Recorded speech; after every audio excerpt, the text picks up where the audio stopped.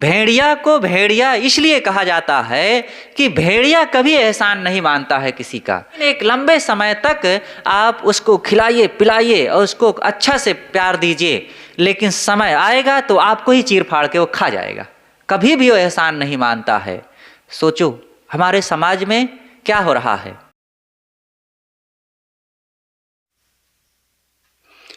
परम पूज्य श्री साहिब जी, मंगलमय संत समाज, विगत कुछ दिनों से सद्गुरु विशाल साहिब जी की वाणी नवनियम पर चर्चा चल रही है। 6 नियमों पर चर्चाएं हो चुकी हैं।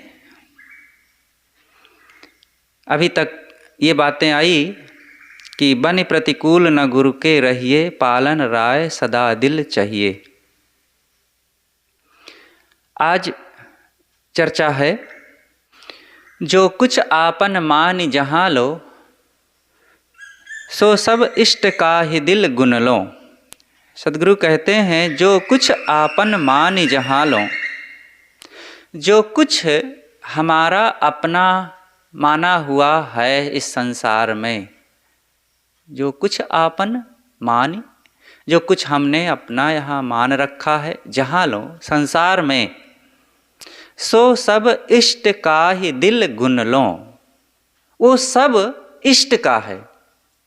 इष्ट का मतलब जो जिसकी उपासना करता है, ऐसा दिल में स्वीकार करो, ऐसा धारण करो कि ये सब मेरा नहीं, ये सब मेरे इष्ट का है, मेरे गुरुदेव का है। तो ये बहुत ही वजनदार बात सद्गुरु विशाल देव ने कहा है। जो कुछ आपन, मेरा यहाँ कुछ नहीं है, सब गुरुदेव का है। अपने अपने ढंग से लोग मानते हैं कि मेरा क्या है। इस संसार में हमें किसको अपना मानना है? मेरा यहाँ कुछ है ही नहीं, इसलिए कहीं भी मोह नहीं करना है। मेरा मान करके कहीं बंधना नहीं है। मेरा माने और दुख शुरू, भय शुरू, चिंता शुरू हो जाएगी। इसलिए सब इष्ट के ऊपर डाल दो, सब उनका है और उनकी कृपा से मुझे निर्वाह के लिए, व्यवहार के लिए ये चीज़ें मिल गई हैं और मैं इनमें डूबूं काहे को? अपना मान करके उसमें मैं आबद्ध क्यों हूँ? देखिए, अलग अलग लोगों की अपनी अपनी मान्यता है। जो ईश्वरवादी लोग हैं, ईश्वर की उपासना करते हैं, उनकी कल्पना है कि बाहर कोई भगवान है, ईश्वर है, खुदा है और वो हमारे कल्याणकारक हैं, हमारे जीवन के उद्धार करने वाले हैं। तो ईश्वर को मान करके उसकी पूजा करते हैं और हर चीज़ वो ईश्वर की मानते हैं कि जो कुछ है मेरा नहीं, वो भगवान का है, ईश्वर का है। तो जो बाहर परोक्ष में इष्ट की तलाश करते हैं और खोजते हैं, वे सब कुछ ईश्वर का मानते हैं। और दूसरे कुछ लोग होते हैं भौतिकवादी, वो कहते हैं सब प्रकृति का है, मेरा क्या है, सब प्रकृति का है। और प्रकृति क्या चीज़ें हैं? मिट्टी, पानी, आग, हवा का जो समुच्चय है, ये सब प्रकृति है। और इसमें हम अपना क्या माने, मेरा क्या है इसमें? तो भौतिकवादी सब कुछ प्रकृति का मानता, अपना नहीं मानता, अपना मान करके उसका अहम नहीं करता है। तीसरे होते हैं जो विवेकवादी। विवेक से वो यही समझते हैं कि सब हमारे गुरुदेव का है, मेरा नहीं। व्यवहार में भी देखो कई जगह चर्चाएं जब होती है तो यही कहा जाता है। जो समझदार होते हैं तो हर बात में गुरु की याद करते हैं, गुरुदेव की कृपा से ये काम ये हो गया है और हमारा क्या है, सब गुरुदेव का है। ईश्वरवादी लोग कहते हैं कि सब भगवान का है, हमारा क्या है। देखो कितना बढ़िया सहजता से लोग ऐसा कहते हैं और सही बात है, यही मानना ही चाहिए। हमारा नहीं है, सब गुरुदेव का है, ईश्वर का है, भगवान का है। ये विनम्रता के वचन हैं और ऐसा भाव रखने से ही मन को बड़ा संतोष मिलता है, अहम का त्याग होता है और दूसरों के साथ व्यवहार करने में बड़ी सरलता होती है। तो सद्गुरु यहाँ कहते हैं, जो कुछ आपन मान जहाँ लो, सो सब इष्ट का ही दिल गुन लो। हमारा अपना जो कुछ माना हुआ है वो सब हमारे इष्ट का है, मेरा अपना नहीं है। बाहर कहीं कोई भगवान ऐसा नहीं है जो हमारे उद्धार के लिए, हमारे कल्याण के लिए हमें मिलेगा। वस्तुतः विवेक से देखा जाए तो जिनसे हमें बोध मिले, आत्मज्ञान, आत्म शांति का रास्ता मिले, संयम सदाचार की प्रेरणा मिले, वो गुरुदेव, वे संत, वही हमारे इष्ट हैं। बाहर कहीं कोई इष्ट नहीं है। ऐसे गुरुदेव के प्रति विनम्र होकर के हमें आत्मबोध और आत्म कल्याण के राह पर चलना चाहिए। और हमारे पास क्या है? हम अपने घर को अपना मानते हैं, धन को अपना मानते हैं, रुपए पैसे को मानते हैं, यहाँ तक कि मान सम्मान को अपना मानते हैं, थोड़ा सा जान गए ज्ञान भक्ति को अपना मानते हैं, और भी कोई चीज़ हमारे पास है तो अपना मानते हैं, लेकिन अपना नहीं है। सब कुछ इष्ट का समझो। जिस घर में हम रह रहे हैं ये हमारा है। अरे किसी ढंग से वो हमारा हो भी तो कहाँ हमारा है? हमारे नाम से लिखा है तो क्या हमारा है? अगर ये हमारे नाम से ये घर लिखा है तो कहाँ लिखा है? कागज में लिखा है। हम बाद में आए हैं यहाँ और कुछ पैसा देके खरीदे हैं और कागज में लिखवा लिए हैं, और कागज एक दिन खराब हो जाएगा और हम एक दिन यहाँ से समाप्त हो जाएंगे और चले जाएंगे छोड़कर। तो कहाँ है हमारा? जहाँ जन्म होता है वहाँ अधिकार माना जाता है, और जहाँ जन्मे वहाँ से छोड़ के चले आए। लोग जहाँ जन्मते हैं वहाँ से छोड़कर दूसरी जगह चले जाते हैं, कहाँ रहता है? अगर जन्म ही अधिकार माना जाए कि हमारी जन्म भूमि है, तो जिस घर में हम रह रहे हैं यहाँ न जाने कितने छिपकली, मेढक, मक्खी, मच्छर जन्मे हैं। हमने तो बाद में आकर के इसको बनवाया है और वो यहीं जन्मे हैं। अगर वे बोल सकते तो वे कहते हैं कि तुम तो बाद में आए हो, हम यहाँ जन्मे हैं, हमारा ज़्यादा अधिकार है। तो किसका है? एक व्यवहार के लिए है, यहाँ रह रहे हैं तो रहें, लेकिन माने नहीं अपना। ये सामाजिक जगह है, सबकी है, और सब लोग इकट्ठे हो गए हैं और गुरु की कृपा से यहाँ बस हमारे सद्बुद्धि बनी रहे और सब लोग प्रेम से रहें और भजन का काम करें। बस इतना ही मानना है, थोड़े समय के लिए मानना है, और ज़्यादा मानना ये दुख का कारण है।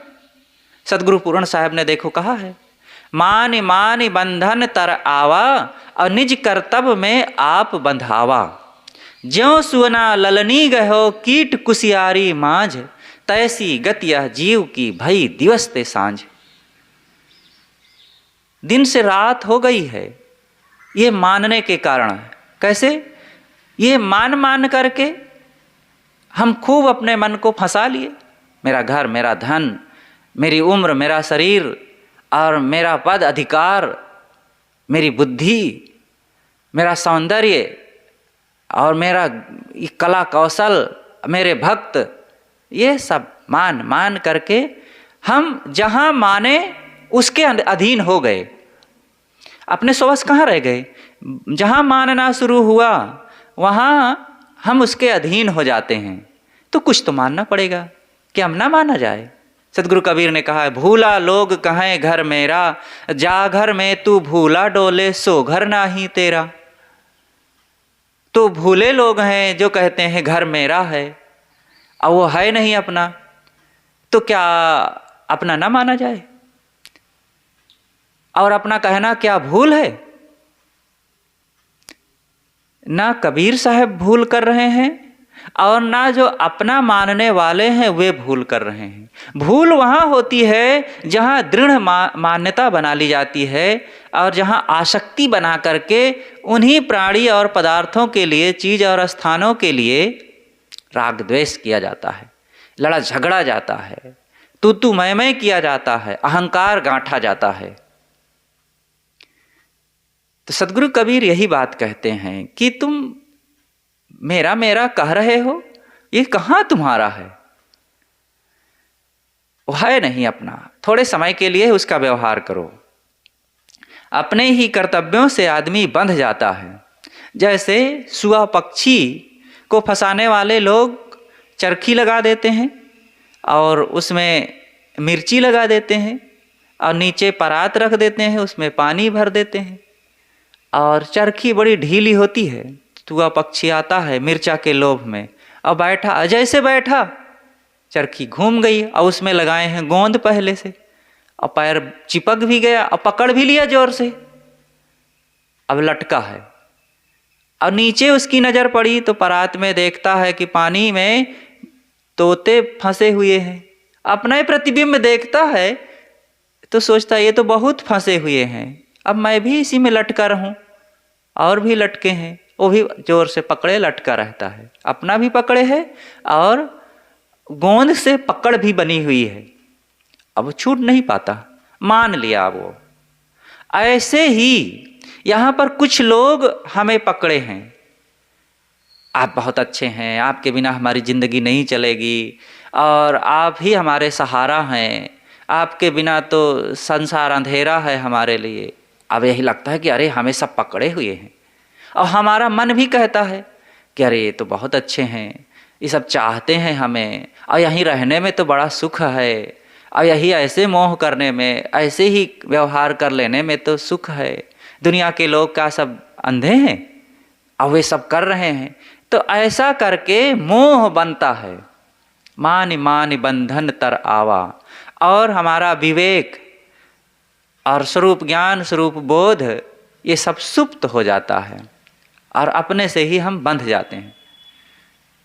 कीट कुशियारी मांझे, एक कुशियारी कीड़ा होता है, उसकी लोग खेती करते हैं और उसमें जब फल लगता है तो अंदर उसमें कीड़ा होता है और वो कीड़ा के ऊपर रेशम की बड़ी सी परत होती है और जब रेशम निकालने वाले लोग वो सब को लेकर के गर्म पानी डाल देते हैं और तभी वो रेशम निकल सकता है उसमें से।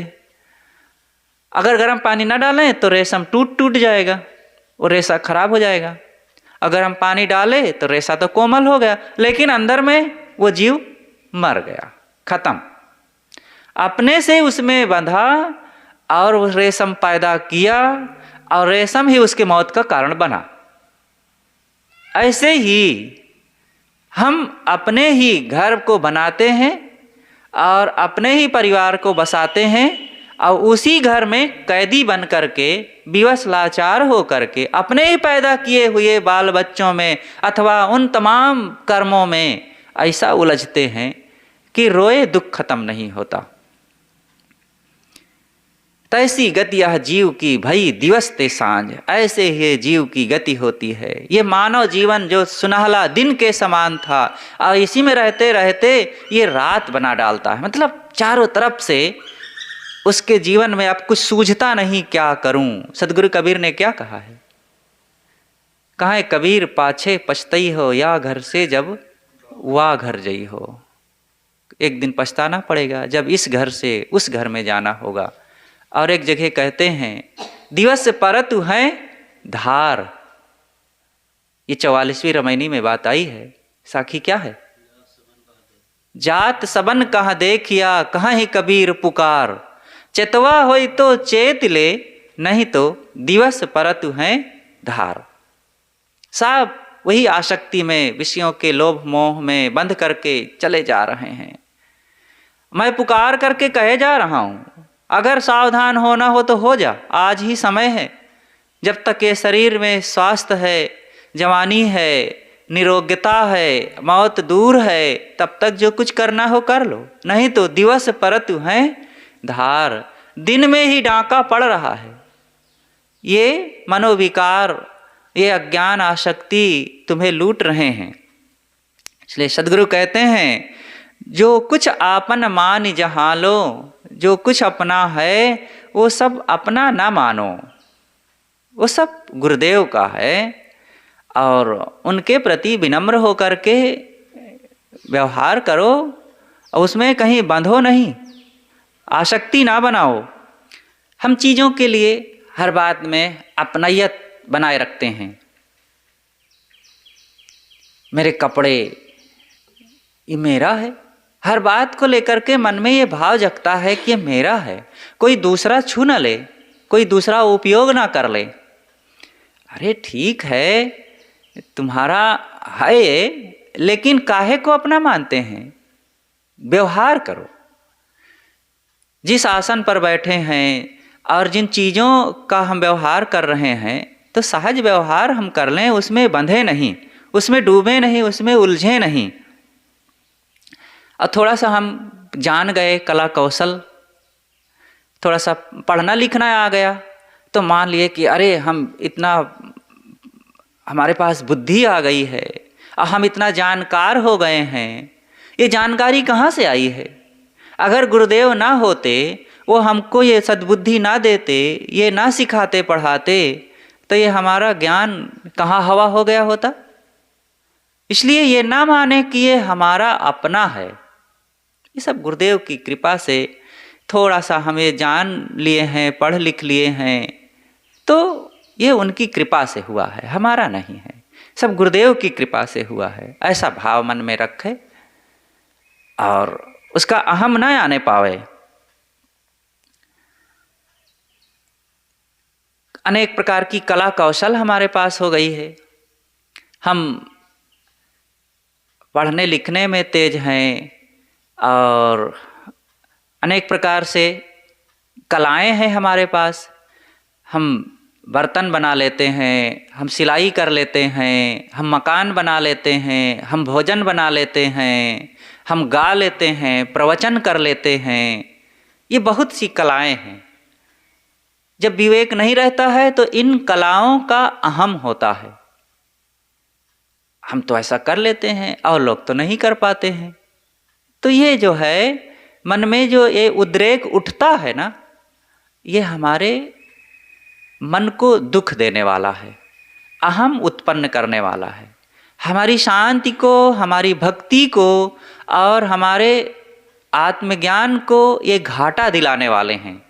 इसलिए हमने अगर उसको उत्पन्न किया है, हमने कमाया है और हमने मेहनत करके उसको प्राप्त किया है, तो भी ये बात अगर कह दिया जाए और मान लिया जाए कि गुरुदेव का है, हमारा क्या है, तो क्या हर्जा है। इसलिए बड़ी विनम्रता से, शालीनता से इस बात को स्वीकार करना चाहिए कि हमारा नहीं, सब गुरुदेव का है। सद्गुरु विशाल साहेब जी के एक शिष्य थे, विशाल देव, एकांत में जंगल में एक जगह बैठे थे। गर्मी का दिन था, प्यास लगी। उनके एक शिष्य थे, शायद श्री वैराग साहेब थे, वैराग साहेब नाम था उनका, वैराग दास गुरुदेव कहते थे। वे भी थे साथ में, वे अलग पास में बैठे थे।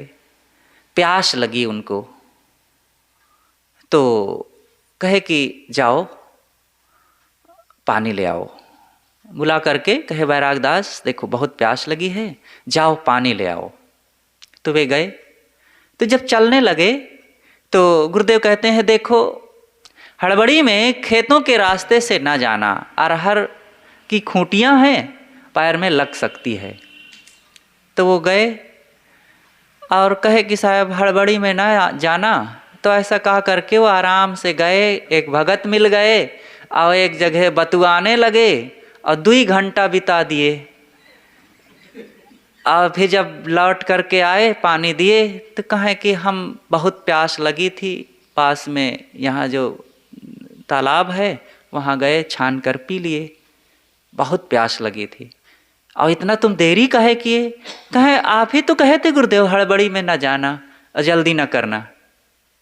अब ऐसी किसी की समझ हो तो भला कैसे वो गुरु की सेवा कर पाएगा। तो एक बार और ऐसे भेजे तो पानी लेकर के आए, जब तो देखे गुरुदेव कि लोटा पिचका हुआ है थोड़ा। कहीं लोटा कैसे पिचक गया है? उनकी आदत थी कि लोटा में रस्सी फंसा करके और रस्सी का एक छोर पकड़ करके और कुएं में धड़ाम से गिरा देते थे। और जब गिरा दें तो हम कभी जाके दीवार में टकरा जाए, और टकराने से लोटा पिचक गया। पानी भर करके लाए, जब दिए तो गुरुदेव ने कहा कि ये लोटा कैसे पिचक गया? तुम्हारी आदत ऐसी है कि कुएं में ऐसे पटक देते हो। तो कहते हैं अरे पिचक गया होगा गुरुजी, तो हमारा पिचक गया, आप काहे नाराज हो? तो कहें कि तो तुम किसके हो? लोटा तो तुम्हारा है और तुम किसके हो? तब सोच में पड़ गए, कहे आपका हूं। तो गुरुजी चुप हो गए, कहे तुम अभी आपे में नहीं हो। बाद में फिर एकांत में जब फिर से मिले तब समझाए कि तुम किसके हो, तुम मुझे समर्पित हो। तो लोटा किसका हुआ? लोटा भी मेरा हुआ। तुम्हारा जो कुछ है वो सब मेरा है, उसका दुरुपयोग करने का तुम्हारा अधिकार नहीं है। और तुम ऐसा बोल देते हो। दिमाग को ठंडा रखो, विचार में रहा करो और सोच समझ के बोला करो। समझाए, तब वो क्षमा मांगे, पैर पकड़े, गुरुजी भूल हो गई। तो इस प्रकार से कभी भी ये ना माने, हम यहाँ जो रह रहे हैं ये गुरु आश्रम है। यहाँ की एक एक मिट्टी सब गुरु की है। एक एक रुपया, एक एक कपड़ा, एक एक बर्तन, एक एक पत्ते पौधों के, वो सब गुरु के हैं। उनका दुरुपयोग नहीं होना चाहिए। यहाँ एक एक बात जो बोली जा रही है, ये समझो कि हम गुरु की सेवा में बोल रहे हैं, गुरु की प्रशस्ति में बोल रहे हैं, उनके सम्मान में बोल रहे हैं। अगर हम किसी के गुरु भाई से कटु बोल रहे हैं तो ये समझिए कि हम गुरु का अपमान कर रहे हैं। हमारी एक एक बात भी गुरु के लिए निकल रही है। सोचो, हम किसी को कटु कह रहे हैं और कोई आ जाए और सुने हमारी बात को तो क्या समझेगा? अरे फलाने के आश्रम में, अमुक गुरु महाराज के आश्रम में ऐसे लोग बोलते हैं। अरे जिसके लिए बोले वो तो सह लिया, वो तो बात खत्म हो गई जहाँ की तहाँ। लेकिन वो आवाज़ यहाँ के वातावरण में गूंज रही है और वो सब गुरु का नुकसान करेगी, और गुरु का नहीं, सदगुरु कबीर का करेगी। हम जो कुछ कर रहे हैं, लोग ये कहेंगे ना, अब वो कबीर आश्रम में ऐसे लोग रहते हैं, ऐसा बोलते हैं, ऐसे व्यवहार उनका है। तो किसका नुकसान हुआ? किसकी बदनामी हम करवा रहे हैं? वर्तमान में गुरुदेव की करवा रहे हैं जो जिम्मेदार हैं, और सदगुरु कबीर की करवा रहे हैं। इसलिए हमें इतना ऊंचा ख्याल रखना चाहिए कि सब सदगुरु कबीर का है, सदगुरु निर्द्वंद साहेब जी का है, सदगुरु अभिलाष साहेब जी का है, सदगुरु विकास साहेब जी का है। ऐसा भाव मन में रख करके सदैव विनम्र रहना चाहिए। ये विनम्रता ही हमारे अंतःकरण को पवित्र करेगी, हमारे दिल दिमाग में सद्गुणों को स्थान दिलाएगी और गुरु भाइयों में प्रेम उत्पन्न करेगी। आए गए लोगों को प्रसन्नता दिलाएगी, उनके भक्ति परमार्थ में सहयोग कराएगी। ये बहुत बड़ा एक पुण्य है। यही तो है यज्ञ, कोटिन यज्ञ समान, ज्यों ज्यों पग आगे धरूं कोटिन यज्ञ समान। ये करोड़ों यज्ञ कैसे होगा? जब ये मन में भाव रहेगा कि जो कुछ है सब गुरु का है, मैं जो कुछ कर रहा हूँ, जो कुछ बोल रहा हूँ और जो कुछ व्यवहार में हूँ, जो कुछ मैं कर रहा हूँ सब गुरु का कर रहा हूँ, गुरु की सेवा में मैं समर्पित हूँ, तो मेरा एक एक कर्म, एक एक भाव, एक एक वचन, एक एक चीज़ें सब गुरु की सेवा में है। और मैं अगर उल्टा कर रहा हूँ, अन्यथा कर रहा हूँ, तो मैं गुरु के साथ दुर्व्यवहार कर रहा हूँ। ऐसा मान करके हमें अपने को सुधारना चाहिए। और जिसने ऐसा अपने भाव को बना लिया, फिर देखो हमारा जीवन कितना महान हो जाएगा, कितना मधुर हो जाएगा। फिर कल्याण बुलाना नहीं पड़ेगा, मुक्ति को बुलाना नहीं पड़ेगा, फिर मुक्ति उसको खोज करके उसके पास आएगी। साहब ने जो कहा है ना, पीछे पीछे हरि फिरे कहत कबीर कबीर। तो सद्गुरु का सब कुछ मान करके हमें अपने मन को साधना में लगाना चाहिए। जो कुछ आपन मानि जहाँ लो, सो सब इष्ट का ही दिल गुन लो। वो सब इष्ट का है, सब गुरुदेव का है। हम प्रवचन कर रहे हैं, तो वो प्रवचन में अगर अच्छी बातें हम बता रहे हैं, तो ये सब कुछ माने कि गुरुदेव की कृपा से सब सीखे हैं। ऐसा व्यवहार में बोलना भी चाहिए। हम कहीं प्रवचन कर रहे हैं, बहुत अच्छा किए, भक्तों को खुशी हुई, बड़ा संतोष मिला, तो भक्त लोग आकर के कहते हैं, साहब आपके विचार सुन करके हम धन्य हो गए, आपके विचारों से हमारे जीवन में बड़ा लाभ मिला, हमारा जीवन बदल गया। अब हम मान लिए कि हाँ, हमने बदला है, हमारे विचारों से इनका सुधार हुआ है। निश्चित ही हम बहुत परोपकारी हैं, बहुत लोगों का उद्धार कर रहे हैं। ऐसा कभी नहीं सोचना चाहिए। अगर कोई ऐसा कह रहा है तो यही मानो, अरे नहीं भगत जी, हमारा क्या है, सब गुरुदेव की कृपा से हुआ है। हम भी गुरुदेव की कृपा से उनके इन विचारों को जीवन में स्वीकार किए, तो हम भी लाभ ले रहे हैं। अगर गुरुदेव ना मिले होते तो हमारा जीवन भी अंधकारमय होता। तो उन्हीं की मिली हुई इन बातों को, इन विचारों को, ज्ञान को हम आपके सामने प्रस्तुत किए हैं। आपको मिला लाभ, ये अच्छी बात है, हमें खुशी हुई, आपको ये बातें अच्छी लगी, लेकिन हमारा नहीं है, सब हमारे गुरुदेव का है। ये विनम्रता के वचन उनको भी कितना और श्रद्धा से भर देगा। हमारे लिए उनके मन में श्रद्धा हो जाएगी और उनके मन में एक भक्ति भाव जग जाएगा, और कहेंगे कि देखो ये संत इस ज्ञान से लाभान्वित है, इसलिए ऐसे ये वचन बोल रहे हैं। उनका हृदय झुक जाएगा। अब अगर हम कह दें कि हाँ हाँ भगत जी, हम तो वहाँ भी गए थे, लोग बहुत खुश हुए, हमने वहाँ इतने लोगों का उद्धार किया और इतने लोगों का सुधार किया, भले भगत न बोल पाए, लेकिन वो जान जाएगा कि ये महाराज जी ऊपर ऊपर केवल पानी में तैर रहे हैं और कभी भी ये डूब सकते हैं। तो विनम्रता के वचन होने चाहिए। हम हमारे प्रेमी हैं, हम जगह जगह जाते हैं, हमको लोग मानते हैं, हमें बुलाते हैं, तो ये न मान लें कि हमारे भगत हैं, हमारे द्वारा इनका बदलाव हुआ है, हम इनके सुधार करने वाले हैं, हम अगर ना होते तो इनका नुकसान हो गया होता। कौन से हमारे हैं? अगर जिनको हम अपना मानते हैं, थोड़ा सा हमसे भूल चूक हो जाएगी तो वही हमें उठा के फेंक देंगे और तिरस्कृत कर देंगे। अब हमारे स्वभाव में अगर कुछ ऐसा हो गया तो वे हमको छोड़ देंगे। इसलिए अच्छी बात है कि कहीं कोई हमको मानता है तो ये ना माने कि हमको मानता है, वो हमारे विचारों को मानता है, वो गुरु न्याय को मानता है। तो ऐसा विचार करके यही समझें कि सब गुरु जी की कृपा से हो रहा है। मैं गुरु का हूँ तो मेरे जीवन से जो कुछ हो रहा है वो सब गुरु के द्वारा हो रहा है। और ये सब भक्त लोग जो जुड़ रहे हैं गुरु के हैं, हमारे गुरुदेव के हैं। और मेरे शरीर से कुछ, एक बार सतगुरु अभिलाष देव जी के पास हम थे, छत्तीसगढ़ की बात है, तो कुछ चर्चाएं होती रही, यात्रा में रहे, शाम को घूमने के लिए निकले थे, तो गुरुदेव जी के साथ रह करके बीच बीच में बहुत चर्चाएं हुआ करती थी, सामाजिक, व्यवहारिक, पारमार्थिक और गुरु जी के व्यक्तिगत जीवन की बातें, कभी कभी हमारे व्यवहार की, हमारे जीवन की, व्यक्तिगत जीवन की बातें।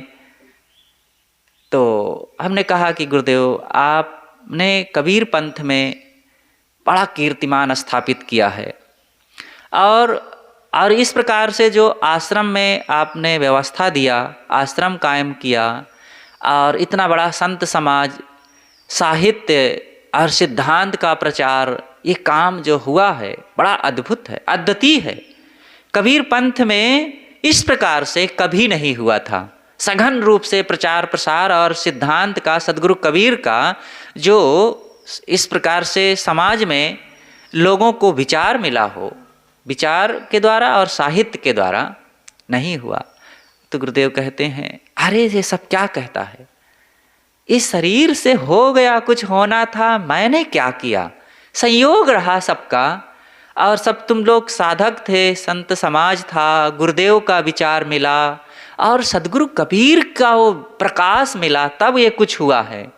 क्या किया मैंने, ये सब संयोग था, ऐसा हो गया सबके विचार से और सबके सहयोग से, मैंने कुछ नहीं किया। देखो, ऐसे बोलना चाहिए। ये विनम्रता के वचन है। मैं तो उनका शिष्य था, सबसे छोटा, बालक की भांति।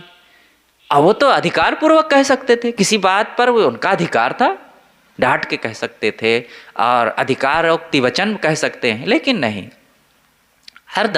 हरदम वे सरलता और विनम्रता के वचन बोला करते थे।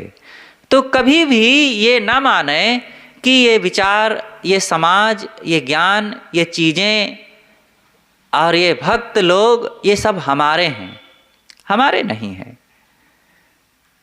सरलता पूर्वक, विनम्रता पूर्वक हम ये माने कि ये सब गुरुदेव की कृपा से ये सब मिला हुआ है, और ऐसे हमें विचारों को, ज्ञान को अपना करके हमें निश्चिंत और निर्द्वंद होना चाहिए।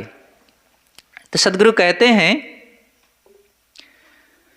जो कुछ आपन मान जहाँ लो, सो सब इष्ट का ही दिल गुन लो। जो कुछ मेरा अपना है, उसको हम यही माने कि सब इष्ट का है, सब गुरुदेव का है, मेरा अपना कुछ नहीं है। मेरा अपना शरीर भी तो नहीं है, काहे को अपना मान करके इसका गुमान कर रहे हैं। मैं जवान हूँ, मैं बलवान हूँ, मैं सुंदर हूँ और मैं इतना लंबा चौड़ा हूँ, इन सब में ये अंदर में भाव उठता रहता है। मैं इतने लोगों के बीच में, 8, 10, 15 लोगों के बीच में मैं इतना गुणवान, इतना योग्य और सबसे अलग हूँ।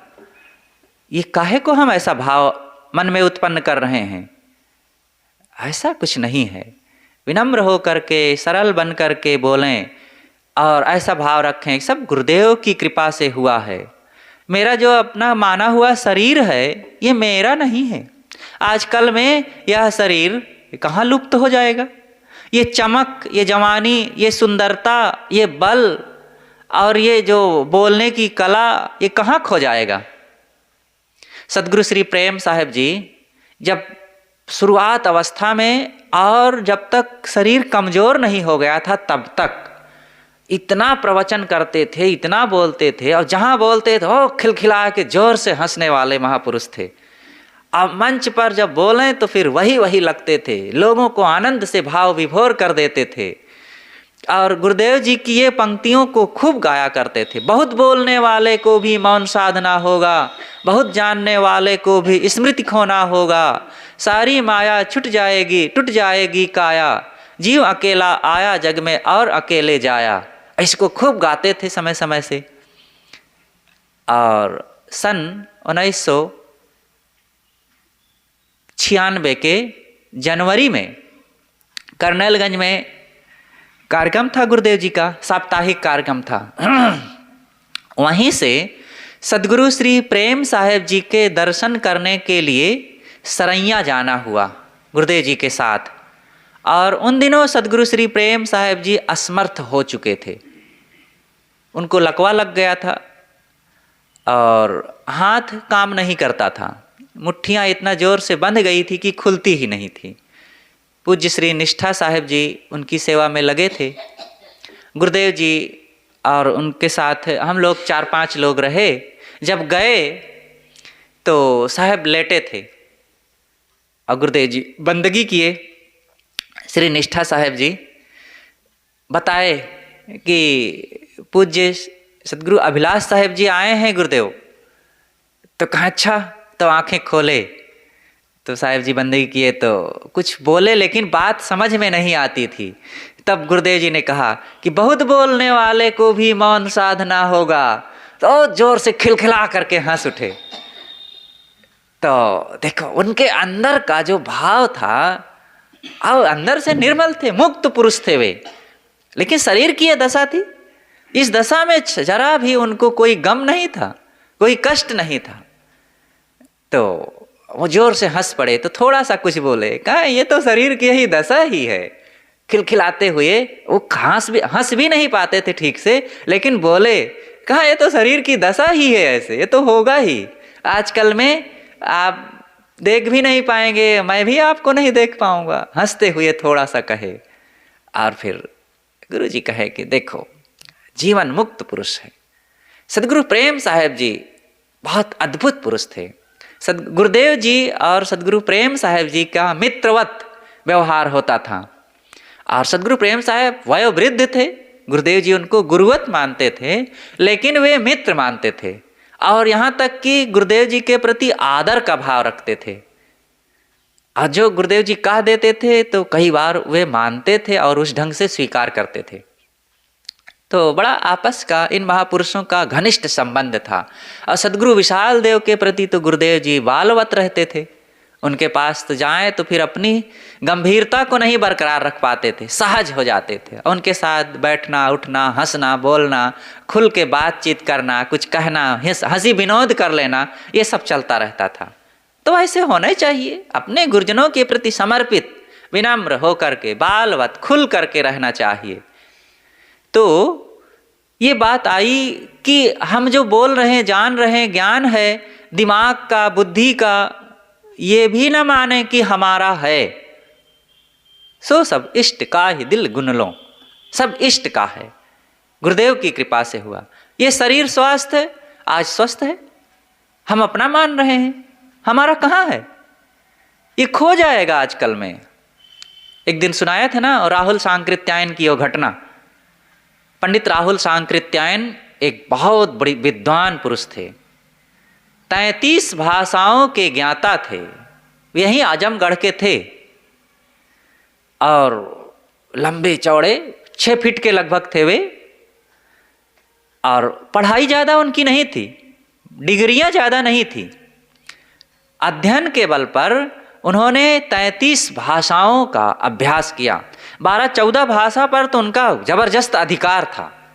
वो हिंदी में, संस्कृत में, उर्दू में, फारसी में और चाइना में, चाइनीज भाषा में और अनेक ऐसी, हम तो उन भाषाओं को भी नहीं जानते, करीब 12-13 भाषाओं पर तो उनका जबरदस्त अधिकार था। और लगभग 18-19 भाषाओं पर वे काम कर सकते थे, बात कर सकते थे, कुछ लिख पढ़ सकते थे। तो ऐसा विद्वान पुरुष था, बहुत योग्य थे वे। वो Sri Lanka, China, Japan, Tibet, Indonesia, Singapore, इन कई देशों में जा कर के वे वहाँ के बौद्ध ग्रंथों को खूब ले आए। भारत में बौद्ध ग्रंथों को खूब मजबूत किया। हमारे यहाँ कुछ ऐसी घटनाएं घटी थी।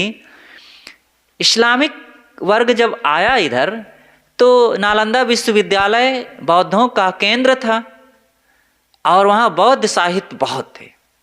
और वहाँ पर मुसलमानों ने यहाँ की सभ्यता को नष्ट करने का प्रयास किया, तो उसमें यहाँ के साहित्यों को नष्ट किया और नालंदा विश्वविद्यालय में उन्होंने आग लगा दिया। और जिसके कारण वहाँ दुर्लभ सारे ग्रंथ जल करके नष्ट हो गए। अब ये खोज खाज करने लगे, वो साहित्य मिल ही नहीं रहे थे। तो बहुत सारे साहित्य वो अनेक देशों में फैले थे, क्योंकि वो सारे देशों में बौद्ध खूब भरे हुए हैं। जिन देशों का मैंने अभी नाम लिया, इन सब में बौद्धिस्ट खूब हैं। तो वहाँ जा कर के वहाँ जो साहित्य मिले, खूब अध्ययन किए और वहाँ से ले भी आए। चाइना एक बार गए, सीधा नेपाल के रास्ते से, पहाड़ों के माध्यम से गए और बड़े दुर्गम रास्ते से अकेले। और चलते वक्त रास्ते में कुछ ऐसे जंगली लोग मिले और वो छुरा चाकू लेकर के आ गए अब मारने के लिए। अब ये बेचारे अब जो बोल रहे तो वो ना समझ पावे, और वो जो बोल रहे तो ये ना समझ पावे। अब क्या करें? अब वो बहुत लोग हैं, ये अकेले। तो फिर कुत्ते वाली भाषा को अपनाए। कुत्ता क्या करता है? जब कई कुत्ते आकर कुत्ते को घेर लेते हैं तो कुत्ता क्या करता है?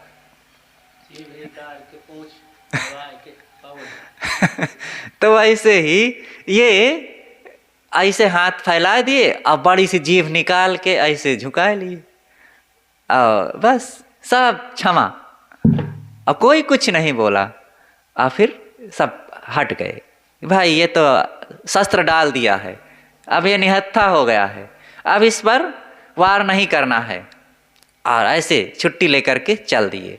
हम भी सीखें, कहीं ऐसे खतरा दिखे हम भी समर्पण कर दें। आत्मसमर्पण दुखों से, समस्याओं से बचने का सबसे बड़ा साधन है। आत्मसमर्पण, हम आत्मसमर्पण ही तो, संतों को हम सबको भी आत्मसमर्पण की भावना रखना चाहिए। गुरु जानि अनाश्रय अनाथ मुझे, सदगुरु विशाल देव ने कहा है कि हे गुरुदेव मुझे अनाश्रय और अनाथ समझिए, मैं कुछ नहीं जानता हूँ। और जब ऐसा समर्पण हो जाएगा, कुछ अपना ना माने, कुछ ना बने, कुछ ना जाने, तबे तो फिर पूरी सुरक्षा हमें मिलेगी।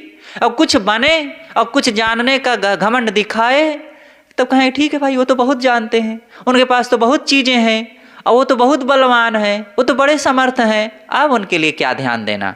जब हम अपने लिए बहुत कुछ मानेंगे जानेंगे तब हमें कोई कुछ नहीं मानेगा जानेगा। और जब हम समर्पित हो गए, अरे भाई वो तो अबोध बालक की तरह है। देखो अबोध बालक समर्पित होता है माँ बाप को, और उसके लिए सब लोग आकर के ख्याल रखते हैं।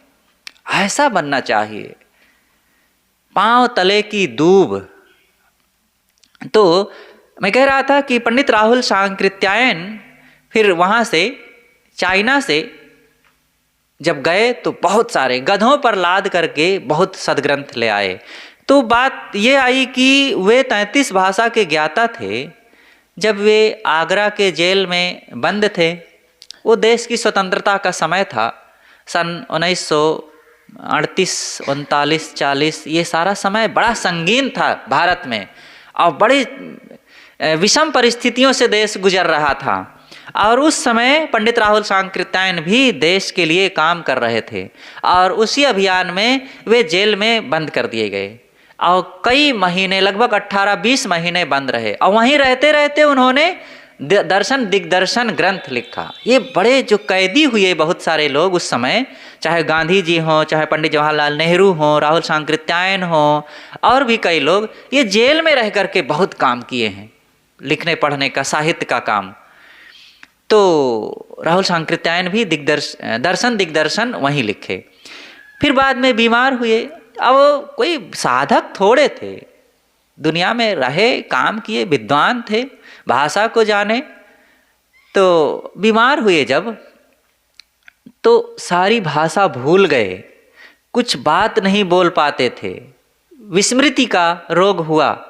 और यहाँ तक उनको ये भी पता नहीं था कि मेरा क्या नाम है। एक सज्जन उनके मित्र मिलने गए और उनसे पूछे कि आप मुझे पहचानते हैं? कहे हाँ। कहे मेरा क्या नाम है? कहे राहुल। अपना ही नाम बताए, अपना ही नाम उनको याद था बस। और यहाँ तक कि वे जब जहाँ गए तो जहाँ जाए कि चीन में शादी किए, जापान में शादी किए, जहाँ जाए शादी करते थे। लोला नाम की एक स्त्री रही चाइना में, और उससे तो शादी किए, अब वो फटकारी और बच्चे भी हुए, फिर वहाँ से परेशान हुए, तो बच्चे भी कुछ जगह जगह हुए। तो जब विस्मृति का रोग हुआ तो एक बच्चा दो बच्चा, एक बच्चा दो बच्चा, यही बुदबुदाते रहे। तो ये विद्वानों की दशा है। इतनी बड़ी विद्या बुद्धि के सागर और सब कुछ योग्य पुरुष थे, लेकिन साधना विहीन होने से अंतिम में ये दुर्गति होती है। इसलिए विद्वता का घमंड ना होना चाहिए। और कुछ जान लिए हैं तो ये ना मान लें कि हम कृतार्थ हो गए। स्वरूप का बोध प्राप्त करो। जीवन जिस बात से मजबूत होगा वो श्रद्धा और भक्ति, त्याग और वैराग, अनासक्ति और शांति, इन सब चीज़ों से सुदृढ़ होता है जीवन, ना कि बहुत कुछ चीज़ बटोर लेने से, धन बटोर लेने से और बुद्धि का भंडार बन जाने से। तो ये खास काम हमारा होना चाहिए। तो ये ज्ञान, बुद्धि, कला, कौशल, ये भी सब गुरुदेव का है, ऐसा मान करके हमें सरल रहना चाहिए। और नहीं तो हमारा मन बड़ा बदमाश है, कुछ का कुछ वो करने लग जाता है, कुछ का कुछ भाव उत्पन्न होने लगते हैं। और ये बदमाशी ई मन बनिया बान न छोड़े, ये बनिया बुद्धि मन की बड़ी भीतर भीतर चलती रहती है। पर्दे पर्दे चली गई समझ परी नहीं बान, ये बान बनिया बुद्धि अथवा ये उसका चलने का तरीका वो समझ में नहीं आता है जल्दी से। भेड़िया को भेड़िया इसलिए कहा जाता है कि भेड़िया कभी एहसान नहीं मानता है किसी का। दुनिया में और किसी भी जानवर को आप पाल सकते हैं और पाल कर उसकी सेवा करके, उसको खिला पिला करके आप उसको अपना वफादार कुछ बना सकते हैं, लेकिन भेड़िया को कभी भी वफादार आप नहीं बना सकते हैं। आप 50 वर्षों तक, 50 वर्ष वो खुद नहीं जीता है, लेकिन एक लंबे समय तक आप उसको खिलाइए पिलाइए और उसको अच्छा से प्यार दीजिए, लेकिन समय आएगा तो आपको ही चीर फाड़ के वो खा जाएगा। कभी भी वो एहसान नहीं मानता है। सोचो हमारे समाज में क्या हो रहा है। भेड़िया हैं कि नहीं? जिन्होंने पाला पोसा, जिन्होंने जन्म दिया, जिन्होंने सब कुछ दिया, उन्हीं को चीर फाड़ के खा जाने वाले आज लोग हैं कि नहीं? उन्हीं माँ बाप को, उन्हीं उपकारियों को और उन्हीं सम्मानित लोगों को, उन्हीं गुरुजनों को।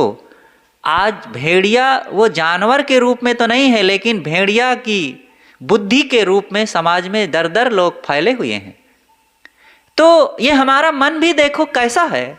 अगर हम गुरु के उपकार को भूल रहे हैं, वो ज्ञान से दूर हैं, वो साधना से दूर हैं, तो वही बुद्धि हमारे अंदर भी है। तो इसलिए साहब कहते हैं जो कुछ आपन मान जहाँ लो, इस संसार में जो कुछ अपना है वह सब गुरु का है।